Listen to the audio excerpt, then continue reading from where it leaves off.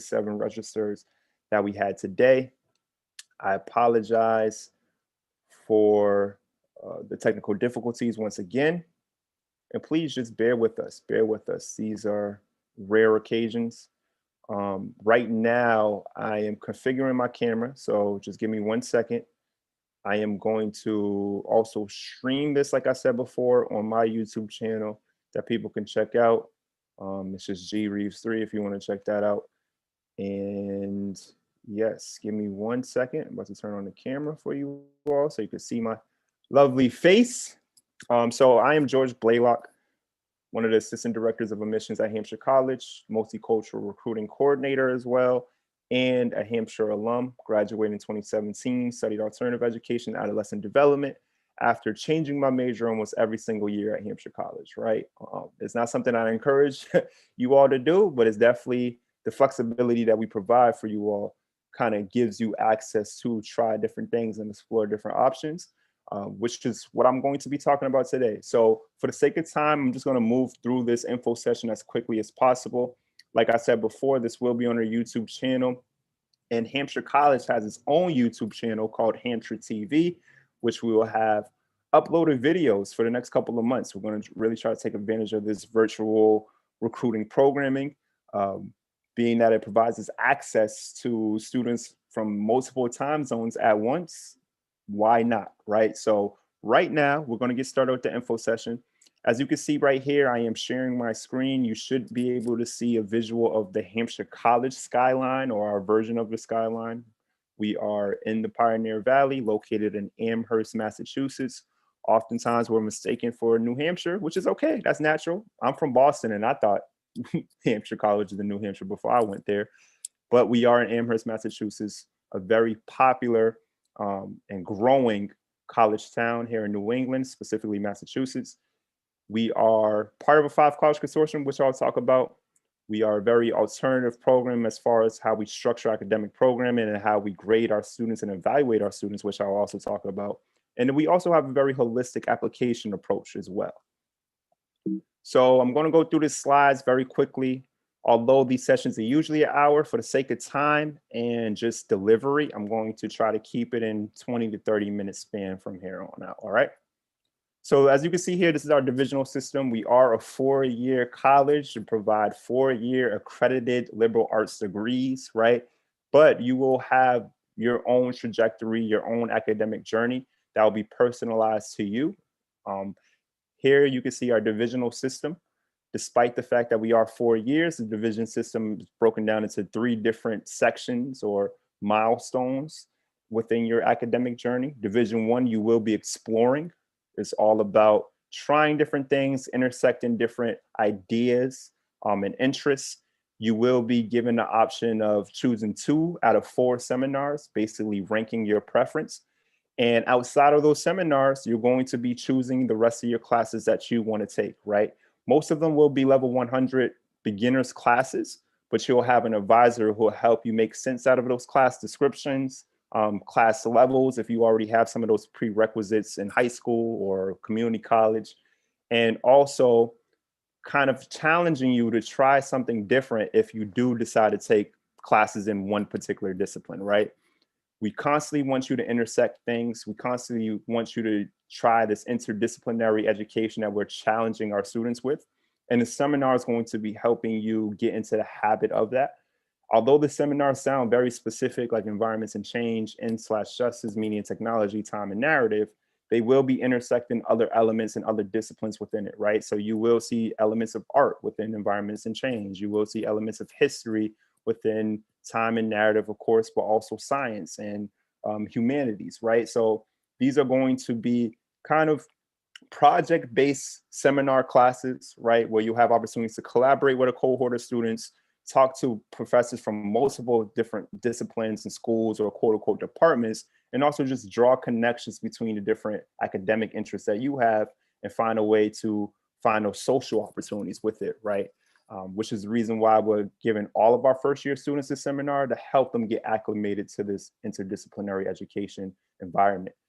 We also have the campus engagement learning activity. That's 40 hours of engaging with the campus in some capacity, whether you join the sports team on campus, multiple student groups, go to certain events, help people with their projects, right? We want to give you credit for things you would normally be doing, or provide you credit incentive for things you wouldn't normally do yourself, right? The reason why we have the campus engagement learning, not only to engage with the campus, right, and really get you out there and build your social networks, but in admissions, we call that the get out of your room requirement.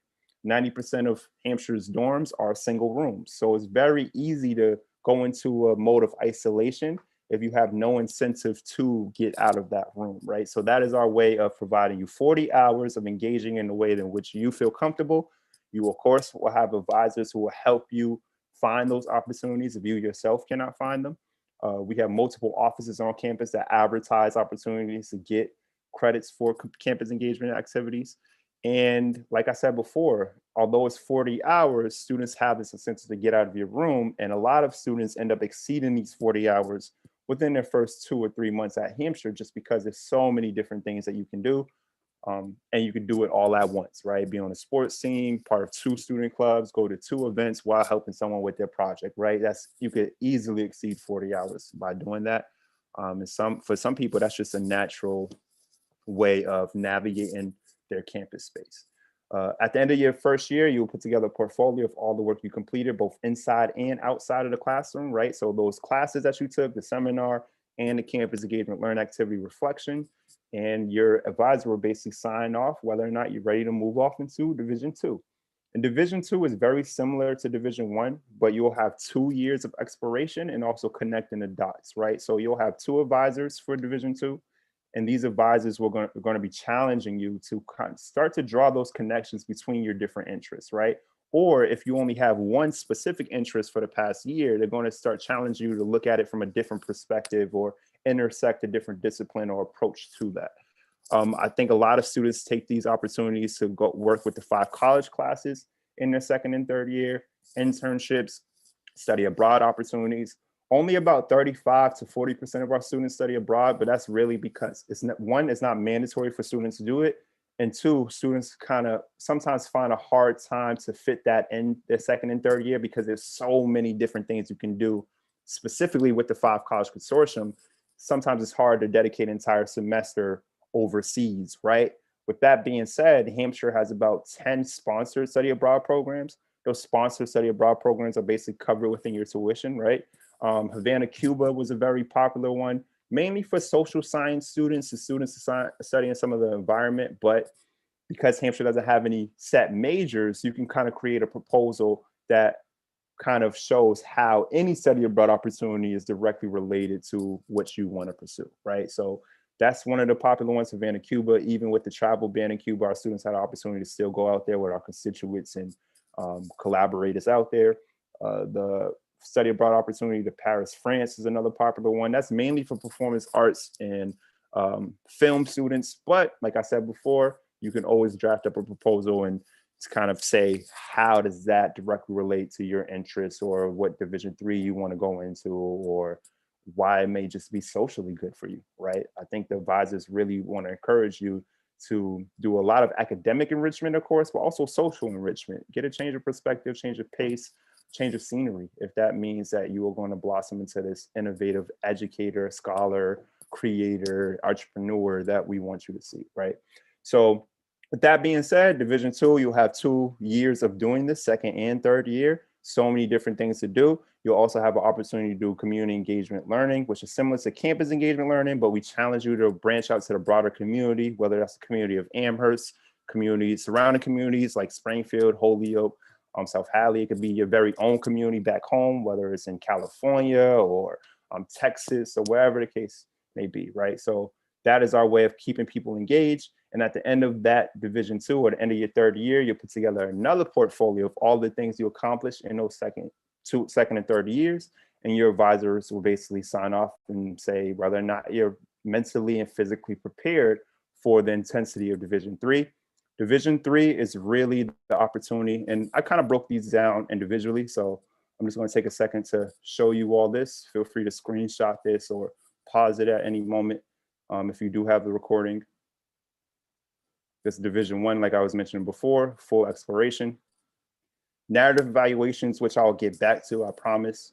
Division 2 and 3, which I was just talking about, second and third year, and then Division 3, right? This is the 5 college consortium, which I'll talk about as well, but Division 3 is kind of like the main event for a lot of Hampshire students.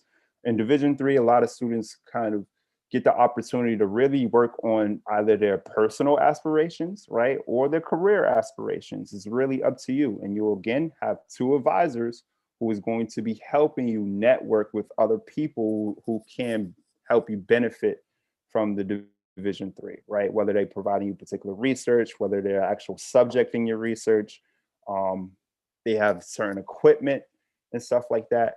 You will have those access to it, and you will have 2 semesters where you're just dedicating your time to this Division 3.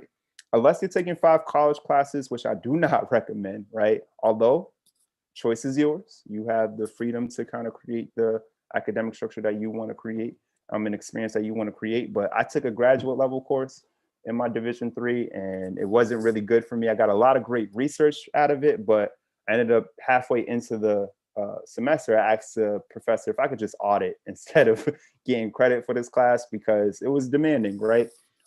Fortunately, she allowed me to audit. So Hampshire students, undergraduate students, have the pleasure of taking graduate level courses at Smith and UMass Amherst, which are the 2 colleges in the consortium that have graduate schools, and I'll talk about a little bit later. And she let me audit the class for research of my Division 3, which I was writing a dissertation around upper bound programs and other federal run college access programs. But that was my process. You feel free to do your own process, right? Whether that's the radio documentary that you see here, collection of short stories. I know people who collaborate with their Division 3s, right? You may have a film student and a student who is studying music partner up together and film the process of making a mixtape, right? That's definitely happened. And I know someone who personally did that for their Division 3. And now they were touring London right before this pandemic happened, right? So that's something that they was really working on as a personal aspiration and end up turning into career aspirations. But we have plenty of people who strictly use Division 3s to just focus on their ancestry, figure out where they come from, the history, the social science around their identity, and use that as a publication for more social reform in general, right? Especially for minority students or students of color, right? Or people who are literally creating nonprofit organizations or for-profit entrepreneur business models so they can kind of take off into whatever particular industry that they want to take off into afterwards. Some of the more mainstream popular Division 3s, Duolingo app, for example, someone used their Division 3 as the business template for the Duolingo app once they got to graduate school. And now they were a co-founder of that app, which is really cool, and currently is on our board of trustees. So that's really cool. The 7th generation cleaning products, right? Students actually created that. 2 students started creating that in their 2nd and 3rd year, working with organic chemicals to provide organic cleaning products for the campus, really, in their own spaces. The company got so popular and blew up so big that they could not even stay at Hampshire for their Division 3. They had to move back home to kind of work on the company. And Hampshire said, you know what, that's a Division 3 in itself. Here you go, here's your degree, right? So you have 7th generation cleaning products, Duolingo, like I just mentioned, and then Stonyfield Farm Yogurt Company, right? Stonyfield Farm Organic Company is popular milk, yogurt, a lot of organic dairy products in general. A student was working on our farm as an agricultural student and ended up discovering creating their own business with Stonyfield Farm Company, right? Organic company. So those are some of the more mainstream ones that you hear about, but you have plenty of people working for DC Comics, right? Worked for Vice News, worked as educators and principals and professors, right? From Yale all the way to Boston Public Schools, right? So we have so many different ranges, and it really started with the Division 3 for a lot of students. So I want to kind of backtrack a little bit with the narrative evaluations. These narrative evaluations are going to help you kind of get a detailed information of how you are progressing within these classes and throughout the year. As you can see, Hampshire College does not provide letter grades to its students. We provide these detailed evals that can range from about 2 paragraphs all the way up to 2 pages, depending on who that faculty member is, right, in the evaluation and the type of impact that you may leave in that class, right? I apologize for the poor quality. This is a scanned copy from 2008, But if you can read it, it kind of breaks down specific assignments that the student did, things that the student does very well, things that the student needs to improve on, right? And also, if you take classes with the same professor in multiple classes, they also talk about your progress and your development from when you was a Division I student to a Division II student, right? Students will receive these evaluations all the way up until their Division III. By the time you get to your Division III, you'll get one evaluation that's kind of breaking down the the rigor and how extensive the actual project itself was. But this is kind of like a collection of all the classes you took during Division I, Division II, broken down into summaries of your work and key buzzwords that you may see and typical letters of recommendation. In fact, some students have been able to use some of these for letters of recommendations just because of how detailed they were. I don't know if you can see on here, there is a letter grade from Amherst College, Language and Literature. That's because of our 5-college consortium, like I talked about before. So Hampshire College is part of a 5-college consortium, Amherst College being part of that. So these 4 schools, Amherst College, excuse me, Mount Holyoke College, Smith College, and UMass Amherst, kind of got together to create an alternative school or program for students. For those of you who don't know, Amherst, Mount Holyoke, Smith College, UMass Amherst, they're very prominent schools with a long traditional history. And they serve pretty specific demographics, right? UMass Amherst serves about 35,000 students from all across the world, right? So it's usually students who are looking for that big city atmosphere or those very solidified trades and school skills and departments that they have. Smith College and Mount Holyoke College are very prominent, prestigious, independent women's institutions. So they really only serve self-identified women or female students. And then Amherst College is a very prominent, prestigious, very competitive private liberal arts college. It's probably the second ranked college nationally. Private liberal arts college nationally is very competitive to get into, about 11% acceptance rate. Every student who goes to that school is in the top 10% of their class, right? So it's very competitive to get into. And they kind of created Hampshire to help provide access for a demographic that may not necessarily fit Smith College, Mount Holyoke College, Amherst College, UMass Amherst. With the benefit of Hampshire College being created by these other schools, Hampshire students have full access to the resources that those schools provide, right? Yes, the 5-college consortium is a mutual benefit. Smith College students could take classes at Mount Holyoke. Mount Holyoke students could take classes at UMass. UMass students take classes at Amherst, so forth and so on. But because of their very traditional core curriculum majors and classes, they have a lot more restrictions when it comes to the 5-college consortium. I don't know if this is entirely true, but I do know that they are limited with how many classes they could take off campus. For example, I think a UMass student is only allowed to take 2 classes per semester off campus, or maybe it's a Smith student, but I know for a fact that they have to take partially electives, really. They can't really take a lot of their core major classes. Hampshire, because we're so customizable and flexible, we allow students to take as many classes as they want off campus, if that makes sense to them and their advisor. There was a point in time where I took all my classes at UMass Amherst, right? And I was just living on Hampshire's campus, right? So it kind of shows you how the versatility that you can have. And you do have the opportunity to experience those traditional college experiences like the 300 student lecture hall that UMass has, if you want to change the scenery from the 10 person small discussion class that Hampshire has, right? So you got to kind of get that versatility and that flexibility. And I always like to tell students, you're more of a 5-college student representing Hampshire College, right? Getting your degree from Hampshire College, as opposed to just a Hampshire College student, mainly because the 5-college consortium has so many different resources, right? It's far beyond just classes that you could take. You could join student groups at those other schools. You can be part of certain club sports, not necessarily varsity sports, but club sports, do certain study abroad opportunities, research opportunities, internships, eat in the dining commons at those other schools. The only 2 restrictions that we do have for Hampshire students is that you're not allowed to live in the dorms of those other 4 colleges, I should say, mainly because we have our own dormitory system. In fact, I could go invisible really quickly and show you one of them. That's Prescott. I'm biased. That's where I live. So I think that's the best, right?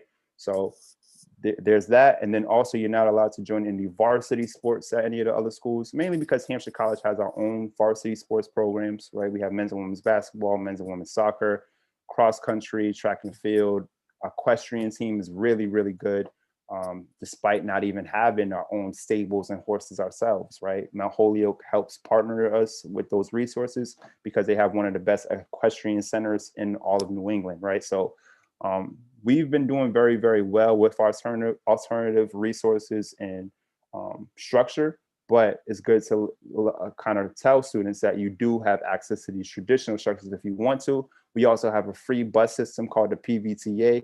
It's believed to be the second largest free bus system in the country next to Disney. I don't know if that's true, but it sounds really cool, and nobody has defied that myth just yet. So we're going to keep saying it, but basically students can get to any of these campuses or surrounding areas for free or for very low cost. I know, I think there was a bus that goes to Holyoke, which is about 30 minutes away on a bus. And I think that's like 25 cents for students, right? If you have your student ID, as opposed to $1.25, $2 for regular citizens in the area. So that kind of shows you the range in which Hampshire College has. You're not just confined to Hampshire's resources. You are part of a full consortium and a full community of scholars, innovators, educators that branch far beyond just the campus itself, right? So that's pretty much it, the basics, right? So you talked about the divisional system, went through the narrative evaluation, the 5-college consortium. Definitely check out our YouTube channel to kind of get more visuals and detailed narratives of these different things that I talked about, right? We have a video that talks about divisional system. We have a video that talks a little bit about narrative evals, not too much, but gives you some detail. And we definitely have a video that talks about the 5-college consortium that shows you the bus system, the schools, all of those different things, right? So definitely check that out on the YouTube channel. I don't think you can see the chat. Yeah, I doubt you can see the chat on this. So I'm not going to do it, but if you just go to Hampshire TV on YouTube, you'll definitely find it. I just want to quickly, briefly go through our application process. We are a Common App school, no application fee at all. You do not have to pay just to see if you got in, right? We are a test blind school. I know a lot of schools are going test blind or at least test optional in response to the pandemic, but we have been test blind since 2014. Our retention rate has gotten better, graduation rate has gotten better, and just overall student satisfaction, right? We did an internal study showing that there was no correlation between success on SATs and success at Hampshire College. So we eliminated that altogether, on top of the fact that we know that some of those standardized tests, not some, most of them, all of them, can be very, very biased, just on a socioeconomic level, right? Not every school has the resources to provide its students to prepare them very well for those tests. Not everyone can afford the private tutoring to prepare well for those tests. Not everyone has the proper mental health resources to deal with the anxieties that come around with those tests, right? Some of it's cultural, some of it's socioeconomical. We decided to eliminate it altogether just to make it more of an equitable admissions process.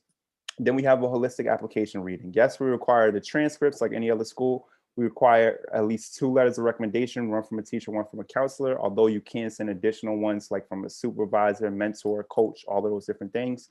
But outside of that, we do require the college essay, and don't require it, but we encourage people to send digital portfolios, right? Those digital portfolios can really help with merit-based scholarships.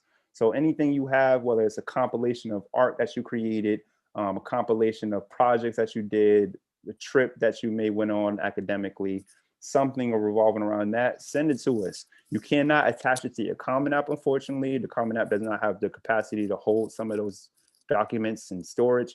But once you apply to Hampshire College, you will get an email that'll give you access to an app portal where you can upload those digital portfolios to, right? So definitely send us all of that stuff, right? None of that is irrelevant. All of that is important. That's why we call it a holistic application approach. We look at everything. We want to know who you are beyond just the numbers, grades, GPAs. We want to get to know you as a person and how you can contribute to our community, and how can we help you, provide you the tools and resources to contribute to whatever issue or interest that you personally have and aspire to solve or just discover and explore, right? So that is our approach. So like I said before, high school transcript, at least 2 letters of recommendation, a college essay, and then I encourage you to submit a digital portfolio if you can. If you cannot, that is okay, but it would not hurt if you can. Finally, the financial aid aspect, we require both FAFSA and CSS profile, not FAFSA or a CSS profile, FAFSA and CSS profile. These things will help you get the best possible financial aid package available. We are need-based aid. We're meeting about 95% of students' needs right now, just with the FAFSA and CSS profile, right? Merit-based scholarships also contribute to your financial aid as well. You do not have to fill out any separate application. Once you submit your Common App, send in a digital portfolio. If you don't send in a digital portfolio, you'll still get a merit-based scholarship, but submit your Common App, add a digital portfolio to it to get an even better chance. We'll give you a merit-based scholarship based off the ranking of your app and all these other algorithms that we have basically for that, right? So that's pretty much it, right? FAFSA and CSS profile, please submit that. And definitely submit it on the deadline of your application because we want to send you your package at the same time.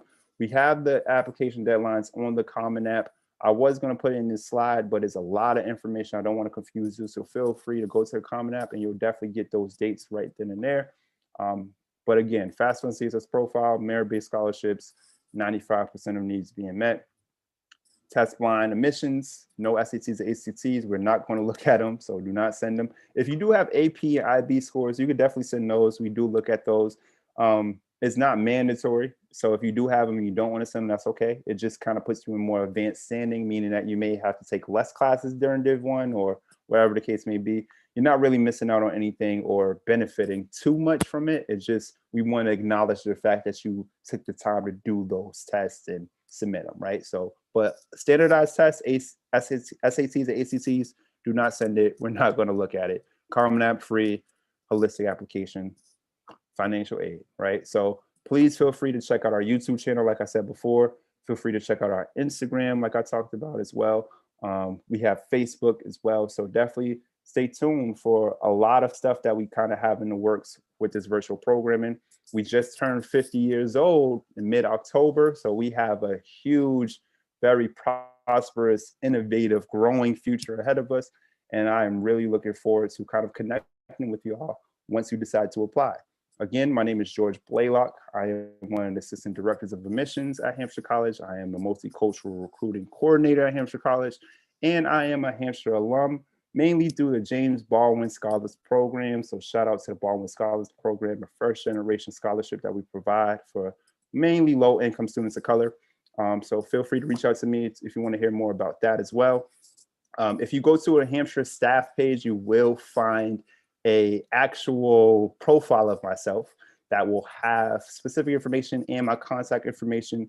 Just in case you have opportunity to take it down now, you can contact me via email at gbad@hampshire.edu. So that is gbad, basically gbad@hampshire.edu, and I'll definitely respond and definitely get you in connection to whoever you want to talk to. All right. So thank you all again for joining us. And I really look forward to seeing you all soon, hopefully, at least your application. If